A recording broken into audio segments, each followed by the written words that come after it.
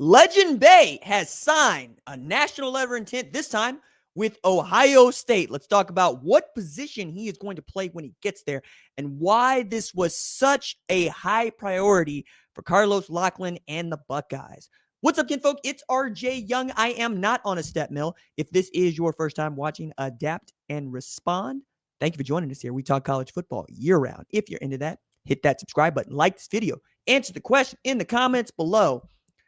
Do you think that Legend Bey will immediately impact the Buckeyes at the very start of the 2026 season, given how high profile his recruiting has become over the last couple of weeks?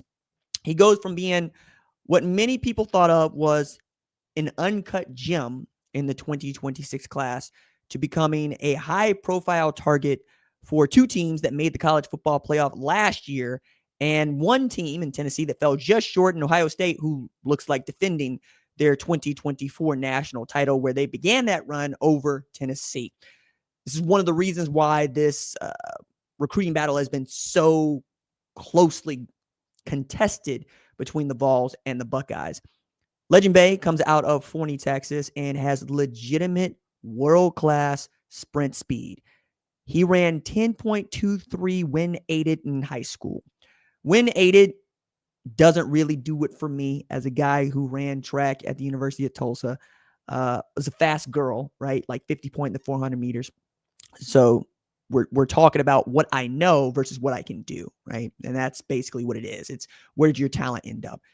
If Legend Bey wanted to run professionally, sprint professionally, he probably can go do that, given just focusing on that as the primary sport. But as we know with many of our sprint stars, football awaits, and football is always going to be the biggest carrot for any player, any person that can play in the United States. That's our sport. The way the rest of the world loves soccer or cycling or Formula One, motor racing, is the way that we absolutely adore football. They can't understand it, and that's just fine.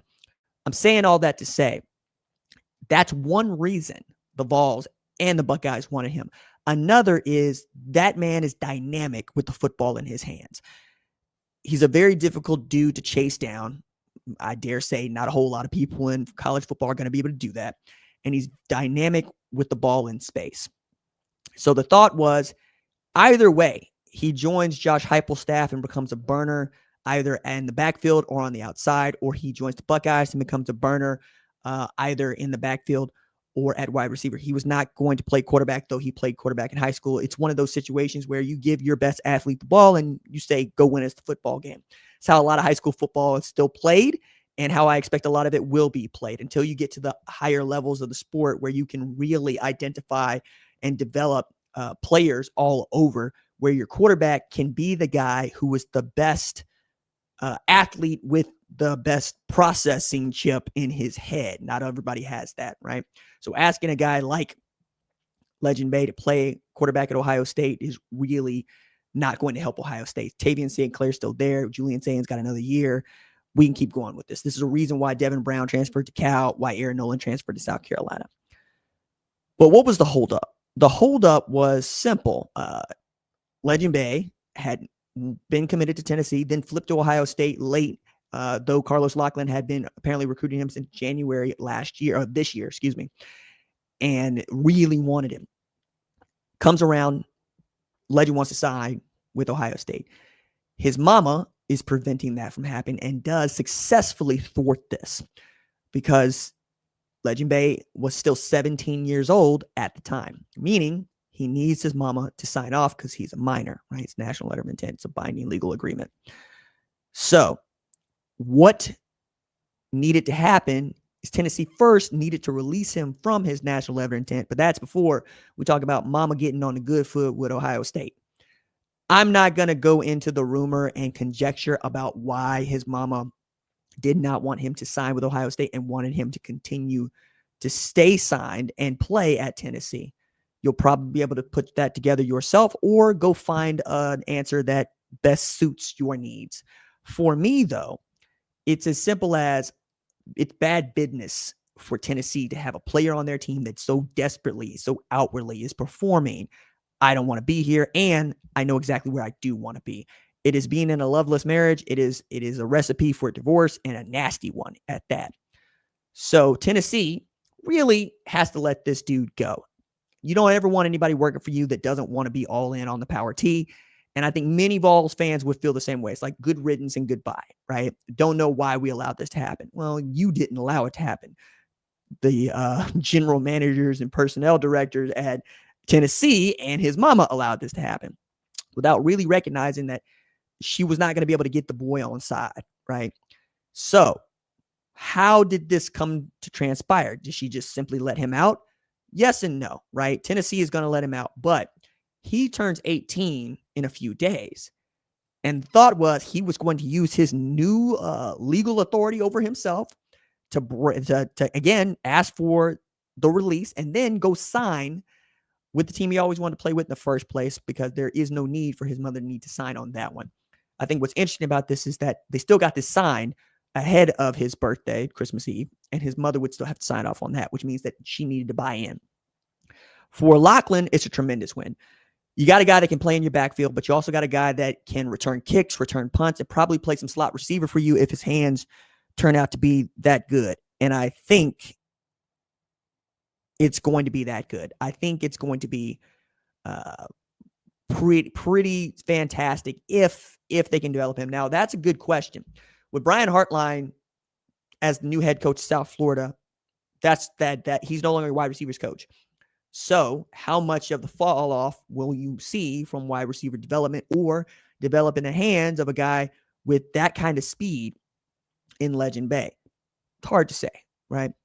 I think Brian Hartline is the best at his job today until he transitioned to being the guy, right?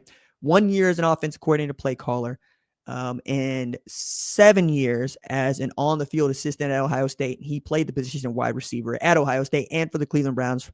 Really great player in his own right. Knows how to develop world-class talent out of world-class talent.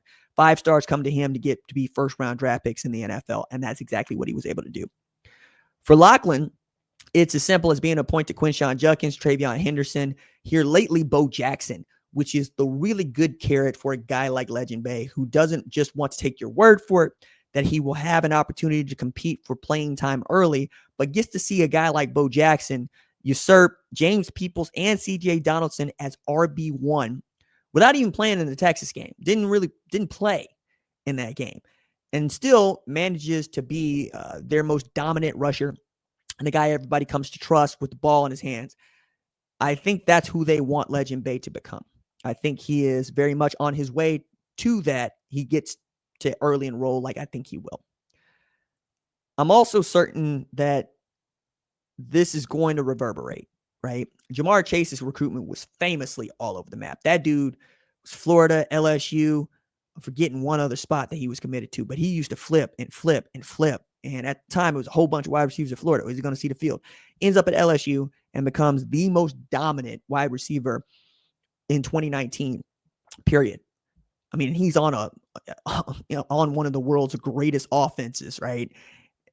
So it can turn out to be a really, really cool thing if it develops. Now, it can also go the other way. We've seen high-profile recruits and real battles in recruiting fizzle with a super talented player just not reaching his potential for this reason or that reason. I've come to really enjoy this, especially in an age where it feels like high school recruiting is forever changed. We're never going to look at it the same. Like USC's got the number 1 class in 2026, and most people could give a damn because they know the transfer portal is where most people want to be, right? I sincerely believe that we're going to get to a spot where high school football recruiting is still important, but never seen the way that it once was.